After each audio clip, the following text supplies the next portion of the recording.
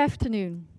Data runs through our society, and we may say it's the lifeblood of our society. Years from now, people will look back at this time and find it incomprehensible that we didn't anticipate upon heart attacks, infarcts, or other health measures, that we didn't use preventive monitoring. Our bodies are increasingly becoming platforms for sensitive, connected, and interactive technologies. And people often say true beauty comes from within. But to become old, we need to be healthy. So what if we could reveal beauty on the outside of our body? What if we can cover up age-related deterioration and stimulate active living? What can we do to achieve that? That is how we started with Isaac Monté on the project of Prosthetic X. It is an artificial data organ existing out of 9 bodily extensus prosthetic and 1 exoskeleton. These 9 bodily sensing prosthetics are there to measure your health. And we look at health in a holistic manner. So we measure internal health, external health, but also social health. I will explain that later to you. Because what we want to do is to show that health and beauty goes together. And we want to empower vital signs to change behavior and to give access to a vital life. So here you see one of these prosthetics. This prosthetic deals with radiation. Radiation that is all surrounding us. 5G, Wi-Fi, but also when you are in front of the microwave. This radiation surrounds our everyday lives. In this prosthetic, you see an inflatable membrane. And the more radiation you are confronted with, the bigger the membrane becomes. In our speculative scenario of Prosthetic X, this is one of the prosthetics worn on your earlobe. And at the same time, this prosthetic is not only signaling to you in an intuitive way the status of the radiation around you, it also measures the radiation. And in that way, it shows information about the intensity of the radiation around us, which could provide future research with important data. So this project started as a tech-driven artwork and evolved into a research and development program. This project brings the latest developments in body engineering and e-health to the public and imagines a future where we can measure, make visible, and share all aspects of our human lives in such a way that everyone can decide for themselves what to share or with whom to share it in a subtle, aesthetic way. It revolves around the question, how can we receive feedback on our internal functioning and external environment in an abstract poetic way without the need for graphic interfaces like screens or apps, and at the same time do this in a data responsibly way. So you just have been looking at another prosthetic, prosthetic number 3, which is inspired by the opening and closing of the sea anemones. This prosthetic measures the amounts of steps you take. And every time you get closer to your daily set target, the anemones will open. When you've reached your target, one of them will lighten up. The other day, the next one will lighten up. And in that way, it gives you an indication on your own step behavior, but it also invites others to help you reach your goal. With this project, we want to achieve that adopting a healthy lifestyle is not only something about the inner self, but also beautifies the outer self that leads to new interactions and social connections. It might sound a bit speculative at this moment, but we must not forget that the technological developments in biometrics, live logging, intuitive-based interactions, and nanosensors will soon make this a reality. It's expected that IoT in the healthcare will impact our society significantly in the next 10 years. So here we are at the Internet of Things conference in a time where we are all experiencing the digital transformation. And for me, big data and IoT is strongly related to connectivity, universal connectedness. The Internet of Things provides a system of systems, a systematic level in which we are exploring the connection between human, object, machine, and nature. Or, as Cisco coined the term, the Internet of Everything. And while doing this research, I came across this picture explaining to us the different elements of the Internet of Everything, and that it has 3 specified goals: the database decision, the new capabilities, and richer experiences. And these richer experiences I want to explore with you today. Let's start with experience. What is that, an experience? The things that have happened to you that influence the way you think and behave. As a human being, I can experience the world around me through my senses. I see, I hear, I taste, I touch, I hear, and these senses influence how I will experience something. But how do we experience the Internet of Things? From a sensory perspective, how do we want to relate to these everythings? How to sense connectivity? Therefore, I want to talk about the Internet of Things as an experience of getting connected, feeling connected, and being connected, elaborating on the promise that more connectivity will lead us towards a healthy, inclusive, and sustainable society. Therefore, innovation should be about society. What sort of society do we want to live in? And to reflect on that question, we need to have alternative ways of challenging emerging smart technologies related to artificial intelligence and the physical, smart, and connectivity components enabling it. In my work, I do this from an innovation perspective, which is driven by art. I call this art-driven innovation. It combines insight from breakthrough technologies where social and technological innovations are expected to happen. Next to that, we work with purpose value goals, which are linked to the Sustainable Development Goals and show us towards a path of innovation which is more in the green or care domain. And the last element are the experiments, the prototypes, the concepts that are the results of research from artists. Artists that were interested in taking science out of the lab, or questioning a technology, or sometimes even humanizing technology. Or it might be that they are searching towards new paths of progress. And combining these 3 elements of the value drivers in the goals, the artworks, and the promise to innovate, that leads to another way of achieving responsible innovation. Because with this approach, responsible innovation, it's not an option, it's a requirement. So let's go to the first example, about getting connected. So here we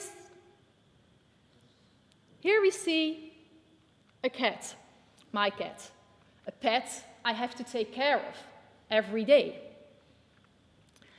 But what I want to bring to you is that this pet could also be a metaphor for all of us for privacy-enhancing technologies, the term that was adopted by the European Union to help us in our cybersecurity. And it implies something else, that even before we are getting connected, we need to think about privacy up front. What are the rules before we get connected? How will we deal with privacy in that realm? Therefore, one of the projects within Prosthetic X is the Data Donor Register, which we developed together with Isaac Monté, and that deals about putting the user in the center of the perspective. Because we currently live in the age of the Internet of Things. And in this age, we are very much enabled by data. Data surrounds us, and that leads to a lot of content. But not always are we asked for consent related to this content or given transparency. What we want to do is we want people to know what data is shared with whom and with what purpose. And for that, we have identified 5 different categories. Together, this forms a protocol which we refer to as the Data Donation Register. And the Data Donation Register is something you can easily relate to if you know that earlier I talked about an artificial data organ.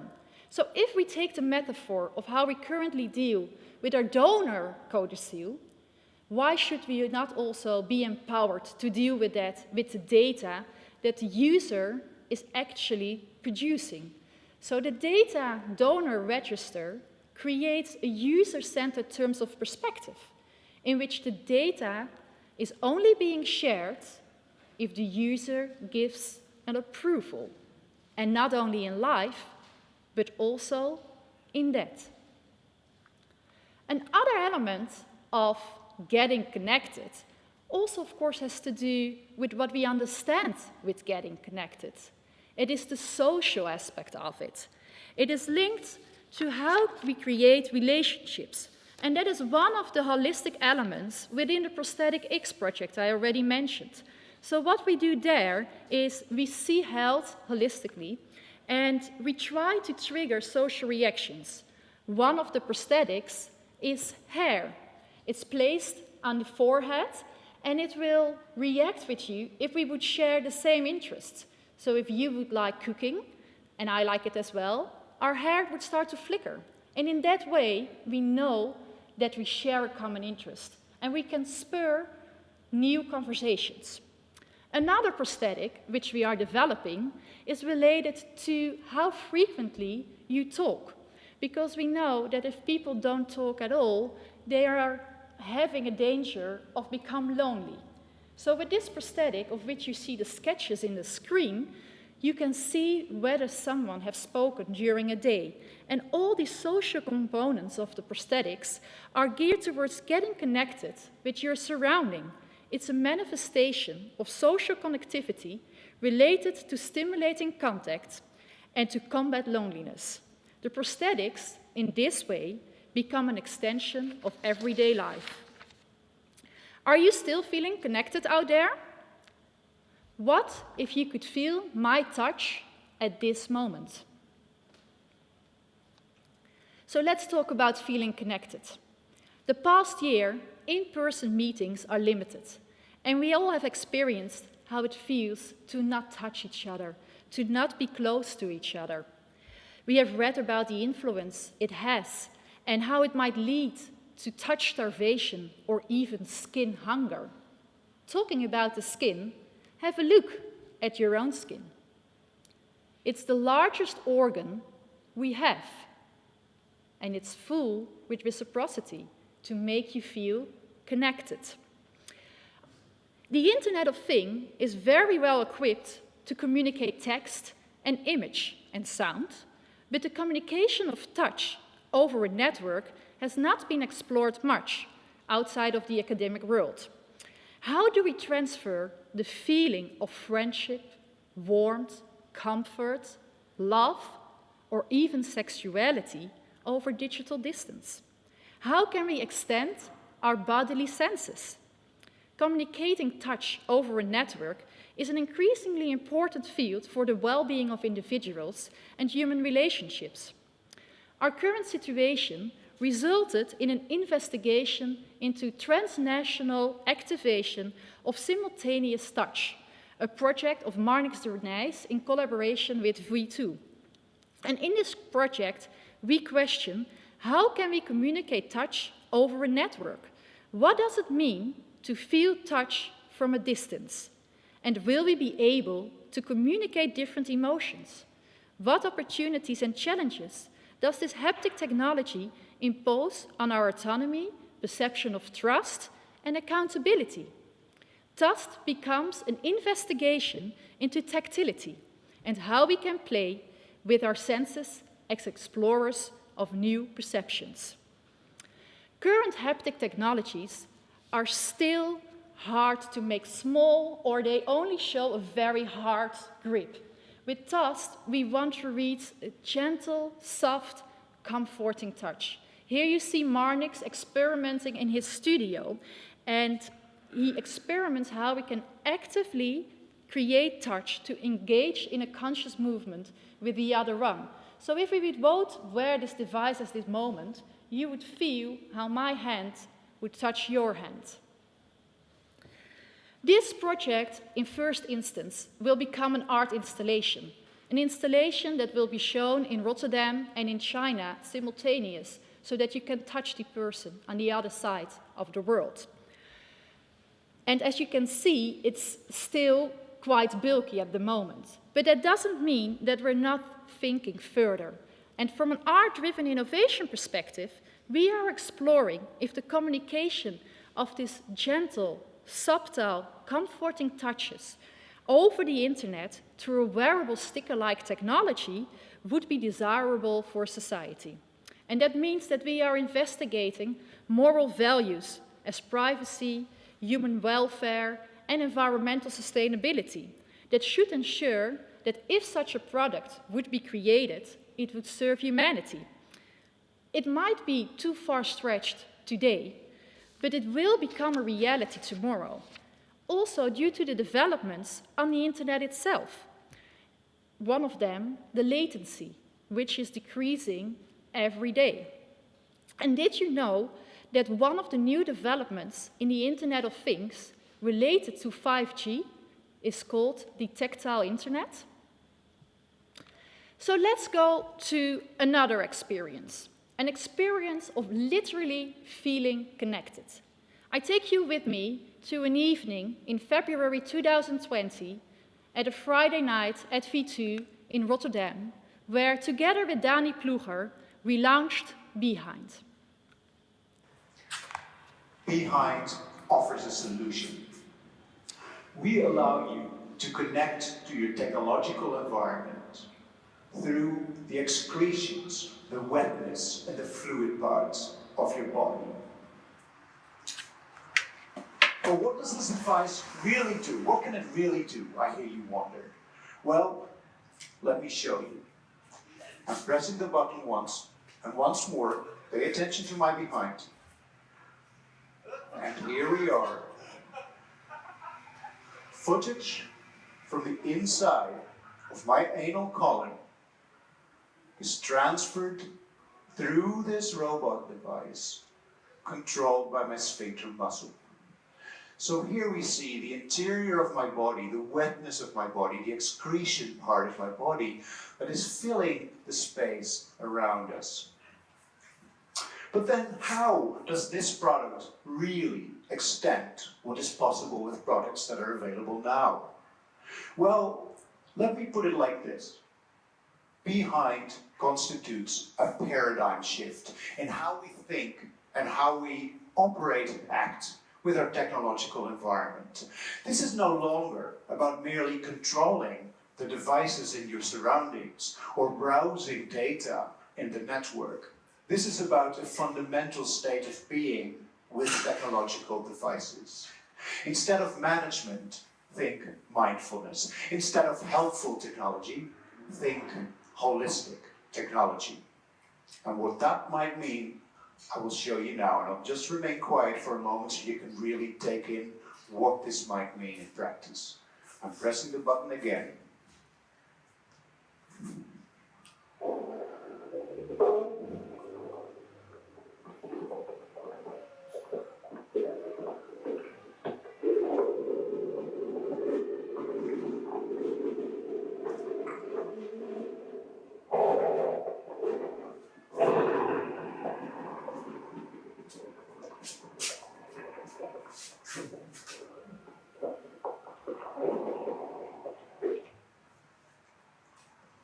Now with this device, you can base your social interaction, your presence in the network as a social being, on the inside, on the most intimate part of your wet body. And this is exactly how we are developing this technology further.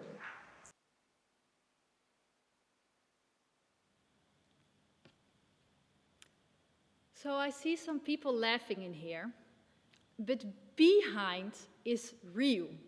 This is not speculative.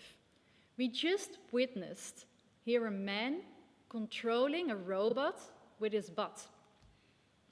And that resulted in a spread throughout the internet, where news sites highlighted this development. Is this the frontier of the blending between human-machine interaction, evaporating outside and inside human boundaries? The pathway to really feel connected? Behind shows us the next step. It extends what is possible now and shows a paradigm shift in how we think and operate with our tech environment. It explores the new frontiers of the Internet of everything. We can connect everything. It also plays with the notion of what we call zombie innovations, the graveyard of all those Internet of Things devices that are developed, like the same Keeker you just saw in this performance, a robot with a camera that can follow you and stroll around your living room. It did not become commercially viable, making us question, why do we want to connect everything? So let's talk about being connected, because we are being asked to be connected constantly, to participate in a digital transformation and enable a network of connectedness. This network is invisible. Our digital behavior is changing the way we perceive and experience the world, with a dominant focus on auditive and visionary senses. We already touched upon touch, but how about odor and taste? How can we make use of the strengths nature already gave us to understand what being connected means? This leads to the work Smell of Data by Leanne Wijnsma, where she links being connected with our senses of smell. She developed an installation that alerts internet users when their data leaks by realizing a special developed odor. It follows the same principles of why we can smell gas leakages. It's artificially added by man. That is recognized by the brain as a danger. The sense of smell helped early humans to survive, making us sense danger. But now that our hunting and gathering has moved to the digital environment, our noses can no longer warn us on the lurking dangers of the online wilderness. The smell of data is a sense created to instinctively alert internet users on data leaks on personal connected devices. And having this as a starting point, together with Leanne, we decided to investigate another overlooked perspective in the increasing internet-driven society. What else is hard to experience related to our growing digital consumption and continuous desire of being connected? So let's look at an internet minute. Enormous transactions take place. Netflix played more than 400,000 hours. More than 41 million messages are shared on WhatsApp in 1 minute. The eco-costs of internet activity can lead to a drastic increase of over 20% in CO2 emissions over the next 10 years in Europe. An increase, while we so desperately want a decrease. And did you know that the song Despacito from 2017 caused as much CO2 emissions from the 7 billion streams as the countries Chad, Guinea, Somalia, Sierra Leone, and the Central African Republic together in a whole year, where 57 million people live? Just think for a second about your own digital behavior today. You are currently streaming in a video conference. Did you send in emails today? Had messages on WhatsApp? Perhaps sent some pictures? or even videos. Are you going to watch Netflix tonight? Stream some series? Or perhaps you would like to trade some of the NFTs or participate with the Bitcoins? You might have even a smart assistant at home. I think you know where I'm going to. And it leads to CO2. CO2 is an invisible, intangible, and odorless substance. And in the project Sensing CO2, we will convert CO2 emissions into a sensory taste experience. Just as many people are unaware that unsafe internet use carries serious risks, most people are also unaware that due to the exponentially increasing fact of being connected and use of streaming, emailing, video calling, our digital footprint is growing drastically. So based on your digital footprint, you will be able to experience different soft drinks, making you taste the different futures of digital connected consumption. This is an artist impression of the installation we are going to build in the fall of this year. And this project deals with the awareness and understanding of CO2 and how it should be part of our digital literacy. Sensing CO2 works on a method to taste and see the CO2 emissions as a result of digital behavior. This project is something that we place in the category what should be on the agenda, because Sensing CO2 is an experiment-driven research in which the importance of CO2 awareness and how to deal with this in the future is brought to the now. Because imagine if in the future we would get this personal carbon tax. What would that mean for your own digital behavior? So in this talk, I showed you some of the experience that unravel the black box of IoT and plotted that on a timeline on how things are evolving. We have a growing hunger and need for more data, data that is connected to our things. But data in itself does not create our information society. It becomes information, knowledge, or even wisdom when we can process the data, create relations, and know what type of data we can share with whom and for which purpose. And do we want to actually have all that data?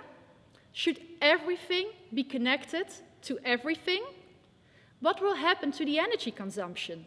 And will we stay in touch with humanity itself? To experience the IoT, we need to get a sense of what it beholds. And adding sensory experiences to it might help us reflect on the technical developments. Remember that the experience is built on the things that happen to you, that influence the way you think and behave. And our senses do influence our experiences. And the marketing department knows that as well. I hope the examples I gave to you gave some sense to relate to connectivity and inspire responsible, art-driven innovations to achieve a truly smart society. Thank you.